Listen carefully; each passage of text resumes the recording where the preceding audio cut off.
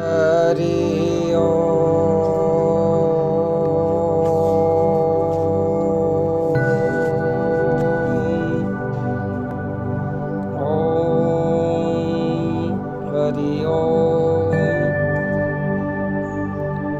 सहना भवतु सहना भुनक्तु सह वीर्यं कृपावहै तेजस्विनावधीतमस्तु मा विद्विषावहै।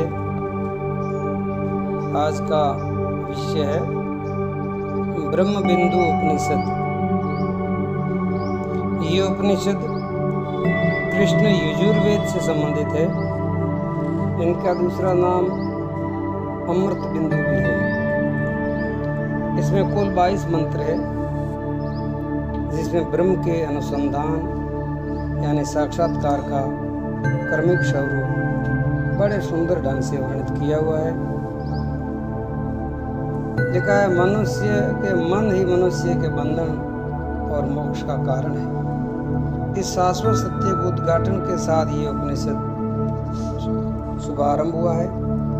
मन को निर्विषय बनाकर मुक्ति की प्राप्ति, निर्विषय बनाने की विधि, स्वर और अस्वर द्वारा व्यक्त अव्यक्त के द्वारा ब्रह्म का अनुसंधान, तीनों अवस्थाओं में एक ही आत्म तत्व की स्थिति, आत्मा का शाश्वत स्वरूप, माया से जीवात्मा का आवृत होना, अज्ञान अंधकार के विनष्ट होने पर जीवात्मा परमात्मा के एकत्व का बोध होना, जैसे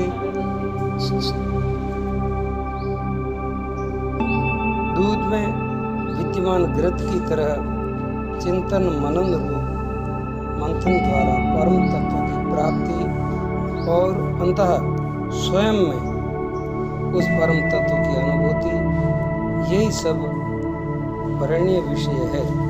इस ब्रह्म उपनिषद के ये सभी विषय बड़े सरल ढंग से, बड़े सार रूप से समझाए गए हैं।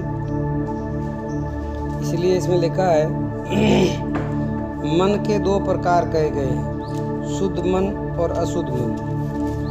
जिसमें इच्छाओं कामनाओं के संकल्प उत्पन्न होते हैं वह अशुद्ध मन है, और जिसमें ये समस्त इच्छाओं का सर्वदा अभाव हो गया है वह अशुद्ध मन कहा जाता है। मन ही सभी मनुष्यों के बंधन और मोक्ष का प्रमुख कारण है।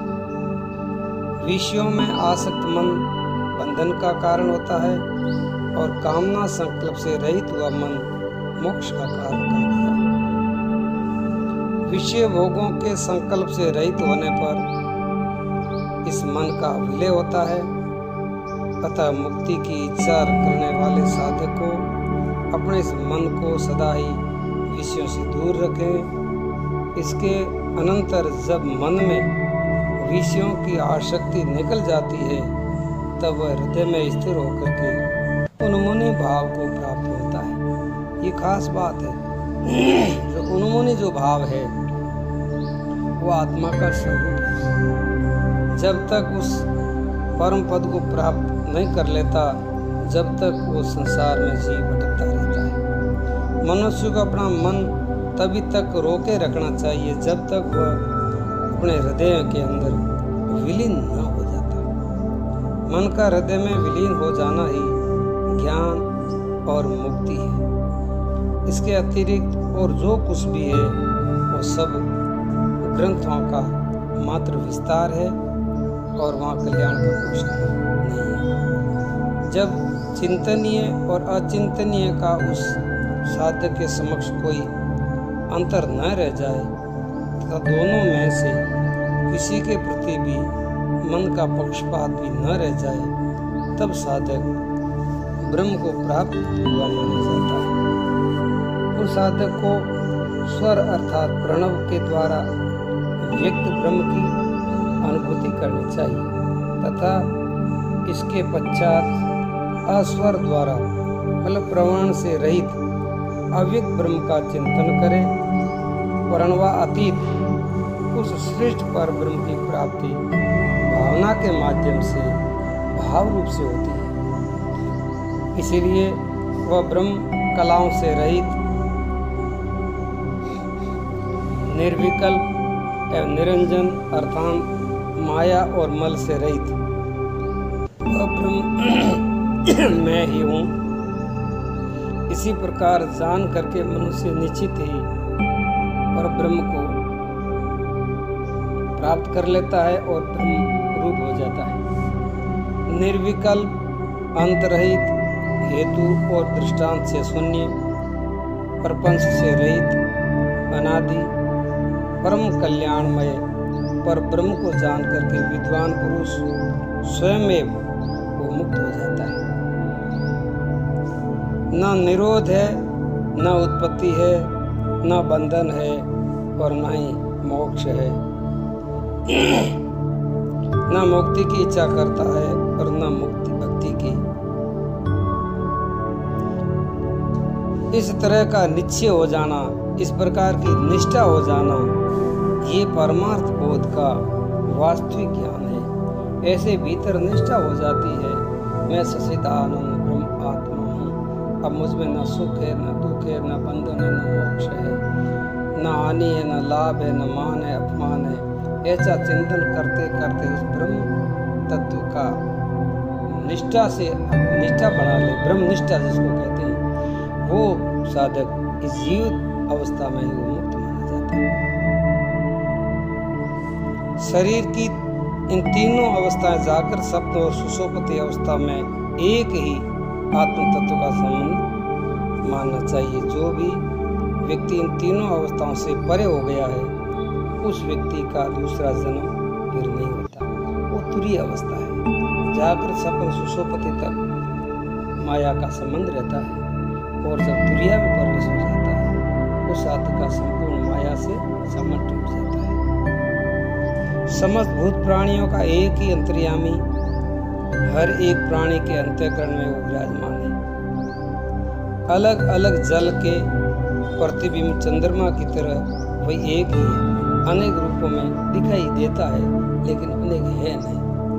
जैसे पानी के अंदर सूर्य का प्रतिबिंब दिखता है घड़ों के अंदर, पानी के घड़ों के अंदर तो अलग अलग दिखता है। 10 घड़े रखो तो 10 सूर्य दिखेगा, 50 घड़ा रखो तो 50 सूर्य दिखेगा, लेकिन सूर्य उसके अंदर एक ही है। वो बिंब रूप में एक ही है और प्रतिबिंब रूप में अनेक दिखता है। घड़े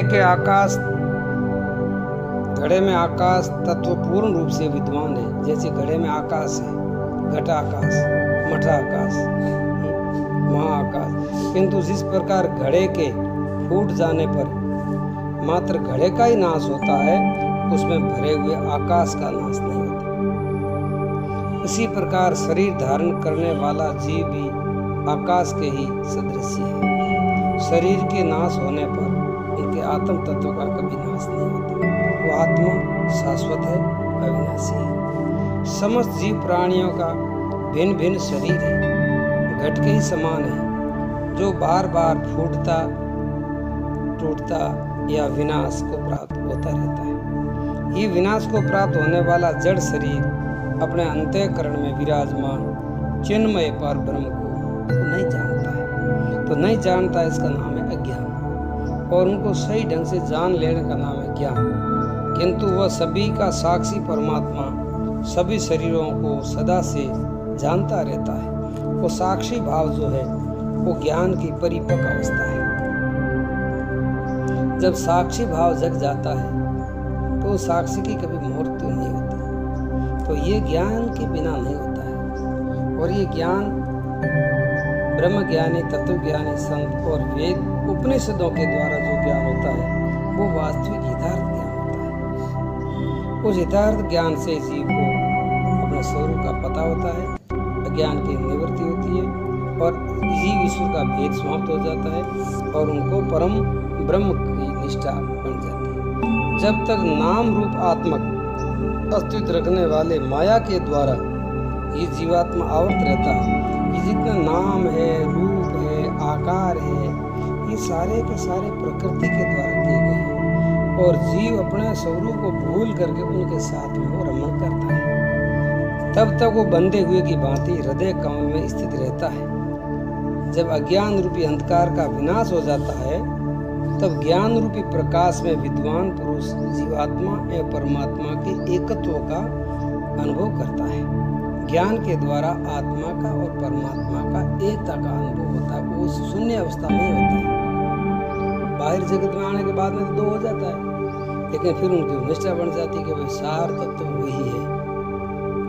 शब्द ब्रह्म और पर ब्रह्म दोनों ही अक्षर है। इन दोनों में से जिस किसी एक के क्षीण होने पर दूसरा जो अक्षय की स्थिति में बना रहता है वह पर ब्रह्म ही वास्तव में अक्षर है, वो अविनाशी है। और विद्वान पुरुष यदि शांति चाहते हो तो उन्हें उस अक्षर स्वरूप पर ब्रह्म का ही चिंतन करना चाहिए। एक परमात्मा का ही चिंतन करना चाहिए, उनका ही ध्यान करना चाहिए, उनकी में ही निष्ठा बढ़ानी चाहिए। उनका सतत अभ्यास करने से हमारी वो निष्ठा बन जाती है। दो विद्याएं जानने योग्य है। प्रथम विद्या तो है शब्द ब्रह्म और दूसरी विद्या है पर ब्रह्म के नाम से जानी जाती है। शब्द ब्रह्म का अर्थ होता है वेद शास्त्रों के ज्ञान में निष्णांत होना। वेद शास्त्रों उपनिषदों की सारी जानकारी, शब्दों की जानकारी लेना, वो शब्द ब्रह्म है। पर उनके जो अर्थ है, शब्दों का जो अर्थ है, उन अर्थ में निष्ठा बनाना, अर्थ में अपनी धारणा को स्थिर करना, उसको कहते हैं पर ब्रह्म। अर्थ में निष्ठा बनाना, अर्थ में डूबे रहना, वो पर ब्रह्म को जानने वाला वो सार्थक हो जाता है और वो पर ब्रह्म का सामर्थ्य प्राप्त कर लेता है। ज्ञानी मनुष्य को चाहिए कि ग्रंथ का अभ्यास करने के बाद उसमें नीति ज्ञान, विज्ञान को, मतलब मूल तत्व को ग्रहण करे। सारे शास्त्रों का सार एक तत्व ही है, उस सार तत्व को ग्रहण करे। विद्वानों को उस सार तत्व को ही ग्रहण करना चाहिए और उसमें फिर अपनी निष्ठा बना देनी चाहिए। तदंतर फिर बाद में ग्रंथ को त्याग देना चाहिए। फिर हमेशा के लिए बहुत और बाहर ढूंढने की जरूरत नहीं है। अपनी निष्ठा रह गई, बन गई, उस निष्ठा में बस आत्मनिष्ठा में, आत्म क्रीड़ा, आत्मरति, अपने आत्मा में निष्ठा में उसका उठना, बैठना, छोड़ना, जाना, घूमना, चलना फिरना, जो कुछ होता है अपने आत्मनिष्ठा में होता है। शरीर से परिवर्तन है ही। ठीक उसी भांति जैसे कि अन्न को प्राप्त करने वाला व्यक्ति अन्न को प्राप्त कर लेता है और उनके ऊपर के पुआल को, कल्याण को छोड़ देता है, इसी ढंग से सार तत्व को ग्रहण कर लेता है। अनेक रूप रंगों वाले गौओं का दूध तो एक ही रंग का होता है। ठीक वैसे ही बुद्धिमान व्यक्ति अनेक सांप्रदायिक चिन्हों को धारण करने वाले मनुष्यों के विवेक को भी गौओं के दूध की तरह देखता है। भले ऊपर से अपने कितना भी कपड़ा कैसे भी पहनो, ऊपर के चिन्ह कितने भी धारण करो, महत्व तो उस विवेक का है। उस विवेक का आप महत्व दोगे तो आपकी आत्मनिष्ठा बनेगी। बाहर के चिन्ह भेद से ज्ञान में किसी भी तरह का अंतर नहीं पड़ता। अंदर जो विवेक हो जाता है, उस विवेक में फिर कोई फर्क नहीं पड़ता। विवेक सारे के बाहर के जितने भी मत संप्रदाय हैं, तो बाहर के चिन्ह अलग हो सकते हैं, लेकिन विवेक सबों का एक जैसा ही होगा। इसीलिए जिस प्रकार दूध में घृत है मूल रूप में छिपा हुआ रहता है, उसी तरह प्रत्येक प्राणी के अंतःकरण में विज्ञान, चिन्मय ब्रह्म को चेतन सत्ता स्थिर रहता है। जैसे घृत प्राप्ति के लिए दूध का मंथन करना पड़ता है, वैसे ही उस विज्ञान परम ब्रह्म तत्व को प्राप्त करने के लिए मन रूपी मंथन बना करके उनको साधना रूपी सब मंथन बनाना पड़ता है। योग की साधना है, प्राणायाम है, चिंतन मनन है, ध्यान है। ये करने से जैसे दूध में से घी निकाला जाता है, ऐसे ही सारे प्रपंच से, सारे त्रिगुणमय माया से उस सार तत्व को भिन्न निकाल करके अपने को निष्ठा बनाना कि मैं हूँ। इसके पश्चात ज्ञान दृष्टि प्राप्त करके अग्नि के सदृश तेज स्वरूप परमात्मा का इस भांति अनुभव करें कि वह कला शून्य, निश्चल, अति शांत स्वरूप है। पर ब्रह्म में स्वयं मैं वही हूँ, मैं परम शांत स्वरूप हूँ। जब आप शांति से बैठो, थोड़ी देर बैठो, जब ऐसा भाव करें अब मुझ में कोई विचार नहीं है, अब मुझके अंदर कोई विकल्प नहीं है, कोई संकल्प नहीं है, कोई वृत्ति नहीं, बिल्कुल मैं शांत हूँ और भीतर से जागृत हूँ, शांत हूँ और भीतर से जागृत हूँ। यही मेरा वास्तविक स्वरूप है, जिसमें कोई हानि लाभ का विचार नहीं है, मान अपमान का कोई विचार नहीं, सारे विचार शून्य, सारी वृत्तियों का विश्राम, सारे मनो का स्वरूप में लय होना, बस यही विज्ञान कहा गया है, यही पर ब्रह्म का अनुभव कहा गया है। उपनिषदा का ये अमृत है, इसमें समस्त भूत प्राणियों का निवास है, जो स्वयं भी सभी भूत प्राणियों के हृदय में स्थित है एवं सभी पर अहेतु की कृपा करने के लिए वो कारण प्रसिद्ध है। उनके ऊपर ये विशेष प्राणियों के ऊपर मतलब मनुष्य जीवनी के ऊपर परमात्मा को विशेष कृपा होती, क्योंकि वो जान सकता है। अतः वह सभी आत्माओं में स्थित वासुदेव मैं ही हूँ, वह सर्व आत्मा वासुदेव मैं स्वयं हूँ। इसी प्रकार बार बार चिंतन करते हुए सो हम सो वही मैं हूँ, मैं ही वो है, और ये है उपनिषदों का अमृत।